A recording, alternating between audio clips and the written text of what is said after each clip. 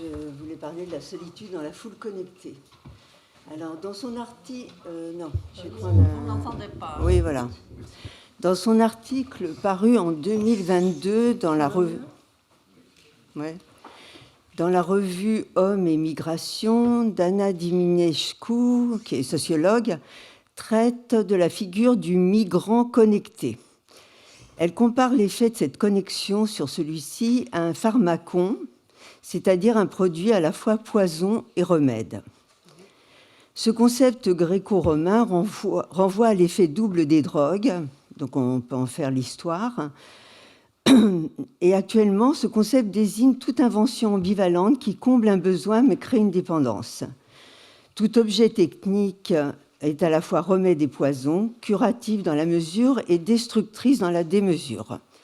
C'est déjà Bernard Stiegler qui, en 2016, dans son livre de la disruption « Comment ne pas devenir fou », considérait Internet comme un pharmacon capable du pire comme du meilleur.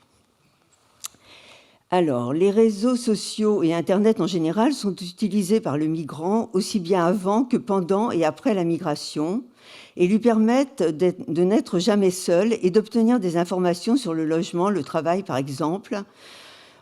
Mais en contrepartie, écrit Dana Diminescu, il se développe un contrôle à distance renforcé de la part de la famille d'un côté et une surveillance d'État et de marketing de l'autre. Ainsi, comme l'illustre ce paradigme du migrant connecté, la connexion renouvelle totalement les modalités de la solitude dans la foule, aussi bien dans l'éprouvé que dans la réalité de celle-ci. Mais le fait d'être connecté en continu avec une foule de gens n'empêche pas le migrant néanmoins de se sentir seul et de s'éprouver seul face aux épreuves de l'exil, comme on peut le voir illustré récemment dans un film, le film des frères Dardenne, Tori et Lokita, dans lequel un enfant et une adolescente s'inventent un lien fraternel par calcul, lien qui, face à l'adversité, devient un lien d'amour absolu. La solitude dans la foule est un paradigme du monde moderne industrialisé à partir du XIXe siècle, dénoncé comme le résultat des effets néfastes d'un monde déshumanisé. Donc, je vais le développer un petit peu quand même pour savoir d'où on part. Avec le développement des villes, la disparition des structures familiales et sociales traditionnelles, la démographie galopante liée au progrès de la médecine, est apparue cette figure d'un homme isolé dans la foule pour les meilleurs et surtout pour le pire. La sociologie naissante en a fait un objet d'étude. Durkheim, dans Le Suicide, parle de l'anomie de l'homme dans le monde moderne, la perte de repères, de règles. D'Edgar Poe, dans sa nouvelle L'homme des foules, à Baudelaire dans Les Fenêtres, en passant par la foule aveugle de la démocratie de Tocqueville, foule innombrable d'hommes semblables et égaux qui tournent sans repos sur eux-mêmes. De l'homme des foules, le regard vide et absent au flâneur observateur qui peuple sa solitude, on trouve déjà les multiples facettes du solitaire dans la foule, perdu, anonyme, mais pouvant aussi occuper une place d'observateur.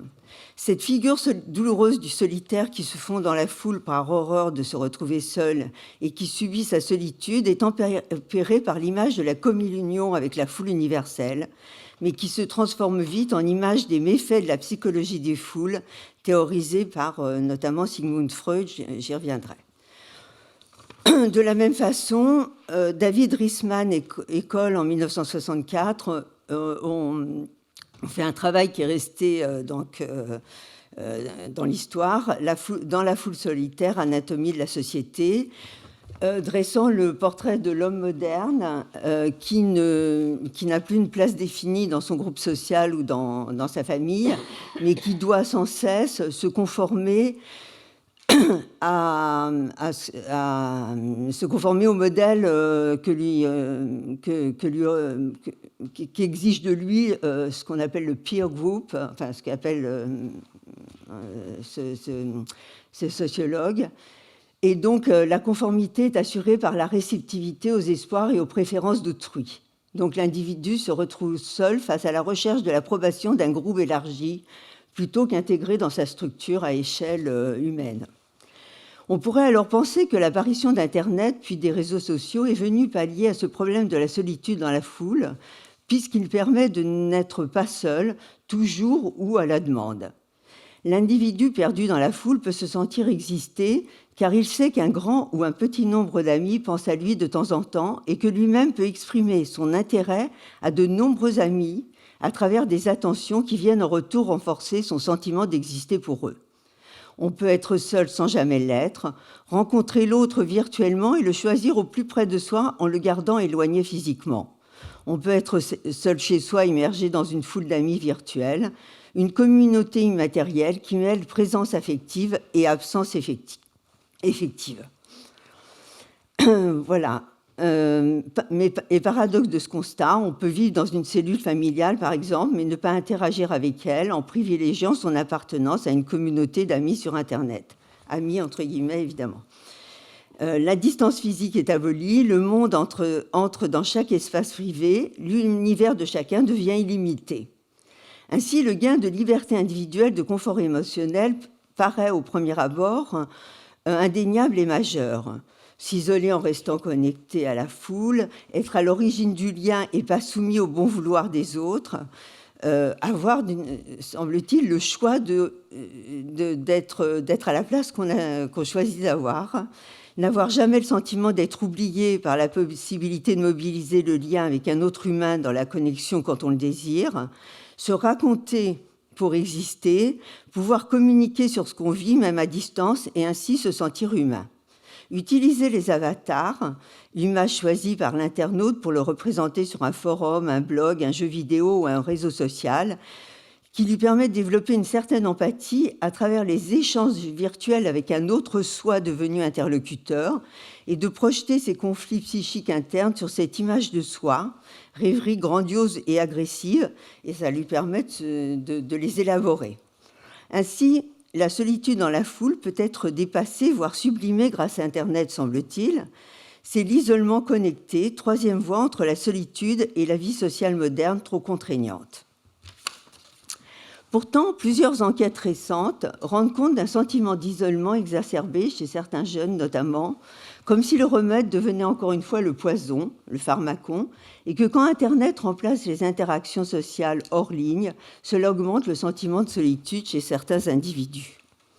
Ainsi, il faut distinguer le fait de n'être jamais seul, qui est un état de fait, puisque toujours connecté, au fait de s'éprouver seul, malgré l'omniprésence des techniques de communication. La solitude dans la foule est autant une réalité qu'un éprouvé. Être seul et se sentir seul sont la déclinaison d'une infinité de possibilités amplifiées par le monde connecté. En effet, les problèmes de solitude dans la foule que règle Internet en font apparaître d'autres. On se sent d'autant plus seul dans une foule connectée que l'on entre en connexion avec une foule de gens à qui l'on se compare. En effet, le sentiment d'être seul ou plus seul que les autres est constamment mis en jeu puisqu'on suit sur Internet les pérégrinations d'une foule de gens en direct ou presque. Sur les réseaux sociaux, chacun exhibe une vie censée être plus excitante et riche que celle du voisin. Chacun compte ses amis et souffre ou jubile d'en avoir moins ou plus que le voisin. Le désir mimétique, défini par René Girard, l'homme désire intensément, mais il ne sait pas exactement quoi, car c'est l'être qu'il désire, un être dont il se sent privé et dont quelqu'un d'autre lui paraît pourvu, tel que René Girard donc l'a théorisé dans La violence et le sacré, tourne à plein régime sans trouver sa limite. Désir d'avoir ce que l'autre a dans une relation totalement symétrique, sans hiérarchie pour borner cette rivalité. Désir à l'origine de la violence dans des sociétés dominées par l'indifférenciation, en l'absence d'instances culturelles et cultuelles pour les réguler. De même, on peut faire appel au concept de l'envie défini par Mélanie Klein dans son ouvrage Envie et gratitude, sentiment de colère à l'égard d'une autre personne qui possède quelque chose de désirable qu'on ne détient pas soi-même, et sans cesse relancé par ce montrage répétitif et sans fin proposé par Internet. Ainsi, les effets conjoints d'un lien social instable et inconsistant et de la communication par Internet entretiennent une violence dont les manifestations, à travers le harcèlement, les échanges d'invectives et d'insultes, sont connues, mais aussi violence retournée contre soi quand le sentiment d'être moins bien, de posséder moins que les autres devient insupportable. Il faut aussi mesurer les effets d'un processus qui n'est que virtuel. Cela ne passe jamais par la rencontre des corps. L'individu est coupé de ses sensations au profit d'un refuge, semble-t-il, dans l'imaginaire, mais en fait dans le virtuel, ce qui n'est pas la même chose, voire l'opposé de l'imaginaire, et qui ne permet pas donc l'élaboration des conflits psychiques. En effet, la toute-puissance de l'imaginaire qui peut s'exercer sur Internet à travers l'utilisation des avatars, par exemple, empêche l'imaginaire, qui consiste à faire exister psychiquement un objet en son absence, de se déployer. Ce ne sont pas des corps parlants qui se rencontrent, mais des voix plus ou moins bienveillantes qui s'interpellent. L'individu peut se perdre dans cette masse, s'absenter de lui-même, mais pas rencontrer l'autre. Une bonne illustration en est le film R, H-E-R, film réalisé par Spike Jonze en 2013, dans lequel le héros est amoureux d'un avatar, une voix, ce qui le protège de la solitude dans la foule, mais le rend fou. Ainsi, l'intimité révélée, dévoilée, ne peut pas être du même ordre que celle mise en mouvement dans la rencontre singulière entre deux individus. Rencontre devenue rare et aléatoire, car mettant en jeu le risque du désir, qui est toujours désir incarné de l'autre. Donc c'est dans l'incarnation. Shirley Turkle, dans son livre « Seul ensemble », paru en 2011, montre que les individus, notamment les enfants et les personnes âgées, utilisent les robots sociaux pour leur apporter une, ouvrez les guillemets, simulation par défaut, qui devient un choix délibéré car production d'une intimité au rabais. D'autre part, le réseau social rend vulnérable l'individu isolé car son estime de soi ne dépend que de la réponse des autres. Il est soumis au bon vouloir de la foule, il devient dépendant des interconnexions qu'il noue en continu avec une foule de gens. Aucune autre expérience, sublimation, ne vient tempérer les effets traumatiques de la confrontation aux autres. En effet, comme le dit Paul-Laurent Assoun dans son livre « Solitude » paru en 1998, le sujet se sent seul par hypersensibilité à l'absente présence de l'autre. Ainsi, pour supporter la solitude et même en jouir, il ne faut pas seulement se complémenter des autres, mais aussi se distraire de sa propre altérité, grâce encore une fois au déploiement d'un espace psychique peuplé d'objets internes. Et encore une fois, la capacité d'être seul, c'est la capacité de faire exister l'objet en son absence et non pas de le remplacer par un avatar. La coprésence permanente, qui devait régler le problème de la solitude dans la foule, entraîne des problèmes d'envahissement, de harcèlement, de dépendance au groupe. Autre idée, l'individu connecté fait partie d'un collectif et non pas de la communauté au sens large, ce qui vient amplifier et générer le phénomène actuel de perte de lien social. Jean-Claude Milner, dans son livre « La destitution du peuple », paru en 2022, écrit « Plus encore qu'à une foule où l'individu se fond, il faut songer à la réitération de l'individu. Si l'on accepte de nommer collectif cette forme sociétale, la souveraineté du « un » installe la souveraineté du « moi », lui-même ramené à ce qui est répétable, et, plus loin, dit-il, le collectif contemporain se polymérise en individu souverain, égocentré et refermé sur soi. On appartient à une communauté sur Internet sur le critère de l'identique à soi, de l'identique, et non à une communauté nationale ou internationale dans sa variété infinie. Alors que selon Mieke Wahl, dans sa leçon inaugurale, ouvrez les guillemets, les multiples différences entre les langues et les cultures européennes encouragent l'interaction, l'échange, la curiosité et le désir d'apprendre à connaître ses autres. Le risque, je ferme les guillemets, le risque, à contrario, avec les réseaux sociaux, est que l'individu connecté ne cherche à communiquer qu'avec ce qui lui ressemble. D'une certaine façon, le sujet connecté s'émancipe des figures tutélaires et écrasantes de la tradition, mais au profit de quoi? Il cherche non pas les identifications multiples qui construisent une identité riche, mais l'identification à un clone de lui-même. C'est le vertige du narcissisme, de l'omnipotence infantile retrouvée. Il cherche à compenser son sentiment d'impuissance engendré par l'isolement et la passivité derrière l'ordinateur par un sentiment de toute-puissance. Il croit parler aux autres, mais ne se parle qu'à lui-même, ce qui peut être réconfortant mais stérile. Il ne consulte que des sites ou des chats qui pensent comme lui et fonctionne alors comme un paranoïaque dont la conviction ne s'entretient que par elle-même et que d'elle-même. L'identité devient être identique à soi plutôt qu'identité unique de chacun construite par les échanges permanents de chacun avec les autres. On peut se référer au concept de mise en scène de soi d'Erving Goffman. C'est le contraire du goût des autres, en référence au film d'Agnès Jaoui de 2000, qui met en scène la richesse douloureuse mais jubilatoire de la rencontre avec des autres différents, radicalement différents. C'est ainsi aussi que prolifèrent sur les réseaux sociaux les théories du complot qui permettent l'adhésion à un mythe simplificateur, unificateur, que l'on partage avec un groupe d'initiés, amalgame d'une, pour reprendre l'expression de Milner, réitération de l'individu, la communication réduite à son plus simple dénominateur, celui de la peur et de la persécution partagée, de la désignation du bouc émissaire. En effet, qui rencontre qui dans la foule connectée ? Pour rencontrer l'altérité, il faut le déploiement d'un espace psychique, un espace de subjectivité, comme j'ai déjà dit. Je vais boire parce que je ne vais pas y arriver. Ne jamais pouvoir s'éprouver seul parce que toujours connecté entrave ce processus alors que l'on cherche à pallier à ce déficit d'espace psychique. Ennui et solitude participent de la construction et de l'enrichissement de la personnalité. Internet, en apportant une surstimulation permanente, entretient une économie psychique de la jouissance en continu et ne permet pas de se confronter à l'ennui qui, ouvrez les guillemets, restitue un espace de solitude, de subjectivité dans la relation aux autres, pour citer Sébastien Dupont dans son ouvrage « Seul parmi les autres ».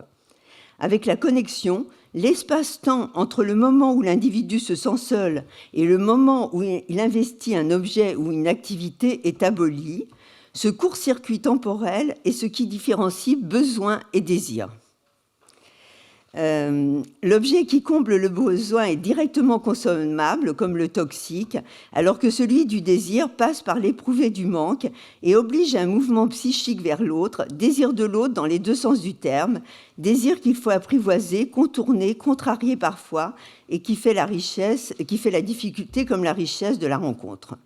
On voit le lien avec les phénomènes de dépendance toxique aux réseaux sociaux, inhérents à leur utilisation, notamment chez des sujets déjà fragiles pour qui la connexion est la fausse bonne solution pour rencontrer l'autre.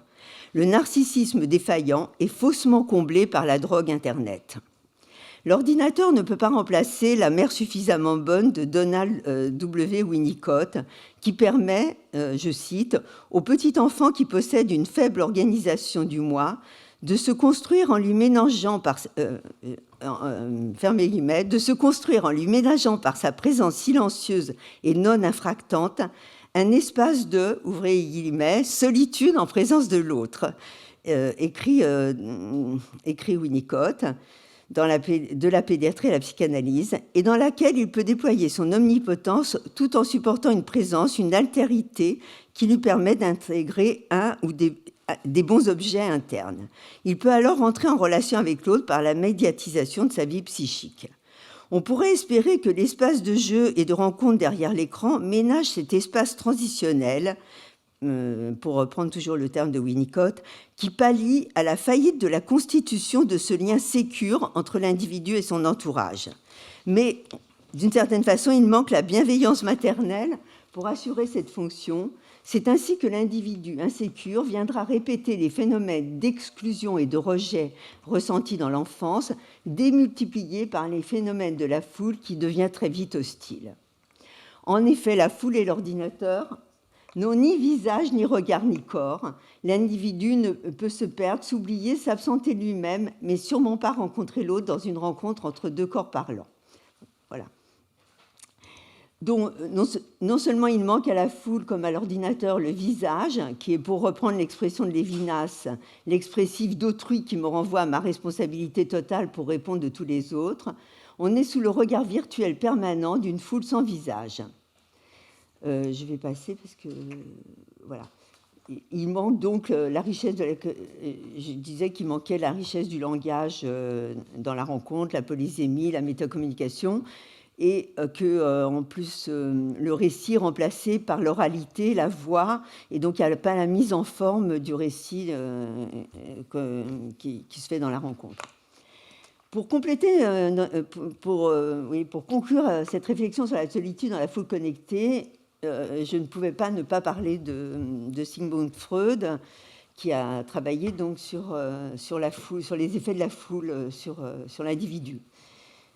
Alors, les commentaires désobligeants, le harcèlement, les phénomènes de contagion sur la toile où l'on passe du statut de vedette à celui de bouc émissaire, les effets de mode amplifiés par la foule des internautes, la diffusion de haute intensité des théories du complot qui stigmatisent certains individus offerts à la vindicte publique, ces effets de la foule connectée sur l'individu pris dans la foule ou seul face à la foule, devenus familiers, nous donnent envie, pour tenter de les comprendre, de relire Freud, qui se demandait déjà dans Psychologie des foules et Analyse du moi, comment et pourquoi, ouvrez les guillemets, certaines idées, certains sentiments ne surgissent ou ne se transforment en actes que chez les individus en foule. Pour Gustave Le Bon, cité par Sigmund Freud, toujours dans ce même livre, l'individu en foule acquiert par le seul fait du nombre un sentiment de puissance invincible, lui permettant de céder à des instincts que seul il eût forcément réfrénés. Et Freud ajoute, pour expliquer cela, que l'individu se trouve dans la foule, mis dans des conditions qui lui permettent de se débarrasser des refoulements et de ses émotions pulsionnelles inconscientes. Bon, ça serait trop long de développer, mais pour Freud, il s'agit toujours, comme dans Malaise dans la culture, de la lutte entre pulsion et sublimation. L'homme civilisé, selon Freud, doit renoncer à son agressivité pour obtenir en retour les bienfaits de la vie en groupe. L'amour endigue le narcissisme et nous pourrions démontrer comment, par cette action, il est devenu facteur de civilisation. Dans le cas de la foule connectée, on est en droit d'interroger ce processus de civilisation, puisqu'encore une fois, il s'agit de communauté et non de la communauté, et non pas d'amour, pas d'amour, mais plutôt de haine. Ainsi, l'identification à l'idéal de la masse, à travers ou pas l'identification au leader, permet à l'individu isolé et frustré d'obtenir un gain narcissique qui vient compenser, du moins momentanément, l'excès de négativité. L'idéal du moi se dissout temporairement dans le moi après avoir exercé préalablement un pouvoir particulièrement rigoureux. Ces phénomènes de foule, dans leur dimension négative, me semblent d'autant plus amplifiés que la virtualité du lien permet de s'adresser à l'autre comme dans un jeu vidéo, sans mesurer les conséquences humaines des processus et des propos échangés. Ce que nous dit Freud sur les effets de la foule sur l'individu est que l'individu s'immerge dans la foule pour se fuir, échapper à soi et à ses limites et ses frustrations. L'individu abandonne son idéal du moi et l'échange contre l'idéal de la foule. Voilà, donc c'est ce que je pense qui se passe aussi sur Internet. C'est un gain narcissique qui se fait aux dépens de la relation à l'autre, donc à l'amour, qui est la seule limite posée à l'agressivité humaine. J'ai déjà dit. Alors, donc en fait, excusez-moi. Car en effet, rencontrer l'autre demande un effort et source de frustration et de douleur, mais aussi d'un plaisir subtil qu'il faut mériter. Et comme le dit Lacan, on spolie les foules de la possibilité de faire de la rencontre traumatique et solitaire avec la langue un lien social incluant. Donc, je ne reviendrai pas sur les signifiants, la langue, etc. Mais pour le dire en d'autres termes, l'individu connecté dans la foule ne met jamais à l'épreuve l'absence de l'autre, le manque de l'objet d'amour, qui lui permet de renouer avec la langue spécifique de son origine, ce que nous, on appelle les signifiants originaires. Il n'éprouve jamais la séparation de son objet de jouissance, présent en permanence, telle une mère archaïque, c'est aussi nos termes, au sens archétypal. La stimulation permanente par Internet lui assure une jouissance permanente qui ne ménage pas la possibilité d'une rencontre avec un autre, puisqu'il est sans cesse comblé ou croit l'être. Voilà. Ainsi, le lien social créé par Internet peut vite devenir un lien social excluant, puisque porté par le désir mimétique et non pas le désir de l'autre, de la rencontre avec l'altérité, qu'appelle de ses voeux, à juste titre, Bicquebal dans sa conférence inaugurale. Nous voilà revenus à la question du pharmacon, le remède qui est à la fois poison, remède à la solitude qui aggrave celle-ci, remède à la perte du lien social qui crée un lien perverti de dépendance à la foule, remède au déficit narcissique qui devient sentiment de toute puissance. Mais pharmacon veut dire aussi bouc émissaire. Ne rendons pas responsable Internet de tous les dangers des phénomènes de masse actuels. La foule n'a pas attendu Internet pour laminer l'individu, l'écraser et aussi l'embrigader, lui donner le sentiment d'exister par excès de puissance. Internet prolonge et amplifie les effets de la masse sur l'individu, de la normalisation, du conformisme, mais parfois peut-être les atténuer par les possibilités de communication qu'il offre. Du moins, on peut l'espérer.